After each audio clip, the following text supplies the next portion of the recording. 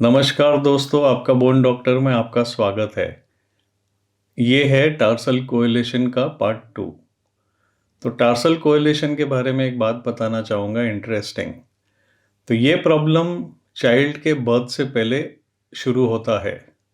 ये एक gene mutation के कारण होता है जो सेल्स टार्सल बोन को प्रोड्यूस करती है, उसको अफेक्ट करता है। टार्सल कोएलिशन बिफोर बर्थ बन जाता है बट उसकी प्रेजेंस महसूस नहीं होती लेट चाइल्डहुड या एडोलेसेंस तक। ये क्यों होता है? क्योंकि बेबी के फीट में सॉफ्ट ग्रोइंग कार्टिलेज ज़्यादा होती है। जैसे जैसे बच्चा बड़ा होता है ये कार्टिलेज मिनरलाइज या ऑसिफाई होती है। इसमें हार्ड मैच्योर बोन बनती है और अगर कोइलेशन है तो वो भी हार्ड हो जाता है और फ्यूज कर देता है दो बोन्स को सॉलिड ब्रिज के साथ। This is similar to scar tissue, scar की तरह होता है। और ऑसिफिकेशन कोइलेशन का होता है 8 से 16 साल के बीच में, डिपेंडिंग ऑन कौन से बोन फ्यूज हो रहे हैं। इसके कारण हाइंड फुट स्टिफ हो जाता है और फिर पेन और दूसरे सिम्टम शुरू हो जाते हैं। तो इसी कारण बच्चे जब आते हैं ये लेट चाइल्डहुड या एडल्टहुड में पेन कंप्लेन करना शुरू करते हैं। पेन आउटर और टॉप ऑफ द फुट में हो सकता है या inner side of the foot में हो सकता है, क्योंकि रिजिडिटी बहुत हो जाती है हाइंड फुट में और पेरोनियल मसल भी स्पैज़म में जाने लगता है। तो जब हम फिजिकल एग्जामिनेशन करते हैं बच्चे का तो हाइंड फुट अगर आप देखें तो वाल्गस में होता है, 4 फुट एबडक्शन में होता है जिसे टू मेनी टोज साइन भी कहते हैं, और फ्लैट फुट होता है। और कभी कभी सीवियर केसेस में जो फर्स्ट मेटाटार्सल होता है वो थोड़ा लिफ्टेड होता है फ्लोर से। इसमें हील कॉर्ड के कॉन्ट्रैक्चर्स भी देखे गए हैं। और जब बच्चे को आप बोलो कि टोज पे खड़े होए तो अगर फ्लेक्सिबल फ्लैट फुट है तो आर्च रिक्रिएट होती है। टार्सल कोइलेशन के केसेस में आर्च रिक्रिएट नहीं होती, वो फुट फ्लैट ही रहता है। और हाइंड फुट भी नॉर्मल बच्चों में जब टो पे बच्चे खड़े रहते हैं तो हाइंड फुट वाल्गस करेक्ट होता है, लेकिन इन बच्चों में हाइंड फुट वाल्गस भी करेक्ट नहीं होता, रिजिड होता है।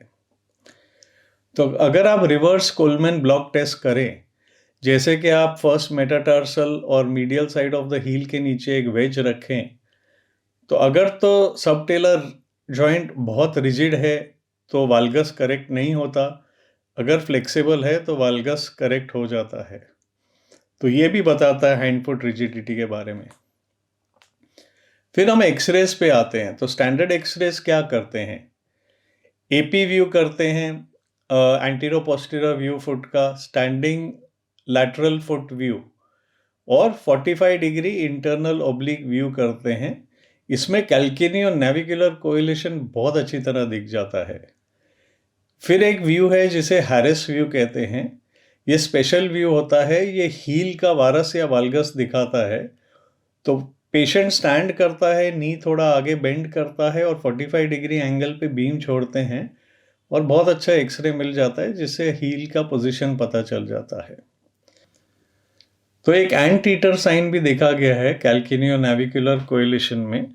द एंटीटर नोज साइन जो होता है वो tubular elongation of the anterior process के कारण होता है ऑफ द कैल्केनियस। ये ओवरलैप करता है नेविकुलर बोन को और ये एंटीटर के नोज को रिजेंबल करता है। ये लैटरल फुट एक्सरे पे या 45 डिग्री एंगल वाले एक्सरे पे दिख जाता है। कई पेशेंट्स में टेलो कैल्केनियल कोइलेशन में टेलर बीकिंग भी दिखती है। लैटरल रेडियोग्राफ पे सी साइन दिखता है। सी साइन बनता है मीडियल आउटलाइन ऑफ टेलर डोम और पोस्टीरियर इंफीरियर सस्टेंटिकुलम टेलाए से। सस्टेंटिकुलम भी कई केसेस में डिस्मॉर्फिक होता है, एनलार्ज्ड और राउंडेड दिखाई देता है। सीटी स्कैन सजेस्ट किया गया है प्री ऑपरेटिव वर्कअप में टू रूल आउट एडिशनल कोइलेशन, और कोइलेशन का एक्सटेंट कितना है ये भी अच्छी तरह दिखा देता है, क्योंकि 50% से ज़्यादा कोइलेशन है या कम है उससे भी सर्जरी डिपेंड होती है। सो इससे साइज डिटरमिन होता है, लोकेशन डिटरमिन होता है, एक्सटेंट ऑफ कोइलेशन डिटरमिन होता है। और अगर करोनल स्लाइसेस ले सीटी में तो साइज ऑफ टेलोकैल्किनियल कोइलेशन भी पोस्टीरियर फेसेट का दिख जाता है। एमआरआई भी करते हैं। एमआरआई हेल्पफुल होता है टू विजुअलाइज के ये जो कोइलेशन है ये फाइब्रस है या कार्टिलेजिनस है। स्टर सीक्वेंसेस भी डिफरेंशिएट करती है कि इन्फ्लेमेटरी चेंजेस लोकल स्ट्रक्चर्स में जैसे टेंडिनाइटिस है कि नहीं।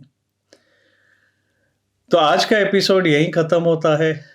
अगले एपिसोड में बात करेंगे ट्रीटमेंट की, टार्सल कोएलेशन की। अगर आपको एपिसोड पसंद आया हो तो लाइक बटन दबाइए, शेयर बटन दबाइए और हमारा चैनल देखने के लिए बहुत बहुत धन्यवाद। Thank you.